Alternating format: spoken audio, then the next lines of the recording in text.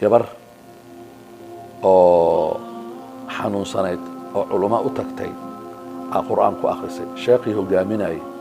waa la hadlay jinniga la hadlay wuxuu yiri gabadhan muddo dheer xanuunsanayd oo ogahay ka soo baxay leedahay waa ka soo baxaya ma ii balan qaadaysaa inaad ii ogolaato jirkaaga inaad soo galo jinnigaas asnaxay uu hadlay sheekhi wuxuu dhahay waa ku balan qaadaya haddaad awood u leedahay jirka inaad soo gashee ma ka soo baxaysaa marka hore ha hada ii balan qaad kaliya anaa xeeladeysanayo wuxuu dhahay haddaad awood leedahay waa ku fasaxayaa marka hore iyada ka soo baxa sheekhi qur'aankii waday maaragtay suuratu saafaad markuu marayo waa marka jinnigu uu hadlay wuu ka soo baxay jinnigii markuu ka soo baxay jinnigii gabadhii way caafimaaday maaragtay way hadashay waa la wareystay wax ooynaya la maqlay oo dhawaaqay oo qeelnayo waa jinnigii waa sheekhiyaa wuxuu dhahay yaa ooynaya aniga waa uu dhahay maxaa dhacay wuxuu dhahay inaan galaan rabo jirkaaga maadaama aan balan qaadin inaan ka soo baxo gabadhaas waa ka soo baxay jirkaagana waa geli waay wuxuu maxaa u geli weysa waa uu ku fasaxay haddaa awood u leedahay galaan ku dhahay wuxuu su'aal ma ku weydiin karaa haa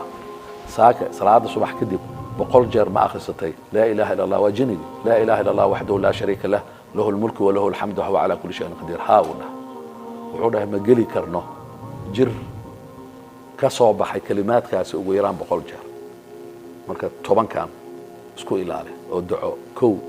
لا إله إلا الله وحده لا شريك له له الملك وله الحمد وهو على كل شيء قدير دعو كاستدليل إلا هذا أو سنة النبي عليه السلام لبا اللهم صل وسلم على محمد بقول جار وغيران سدح حسبنا الله ونعم الوكيل بقول جار وحكو لي بايد الماركيس لا حول ولا قوة إلا بالله بقول جار سبحان الله وبحمده سبحان الله العظيم بقول جار لا إله إلا أنت سبحانك إني كنت من الظالمين بقول جار أستغفر الله بقول جار تضبع مرايا سبحان الله بقول جار وسديد الحمد لله بقول جار وسقال الله أكبر بقول جار وسقال صلاة الصبح كدب هداد كون كاس أخرسته حاسدنا حاسد وحكامة قاضيه الوحكامة قاضيس وكهرتك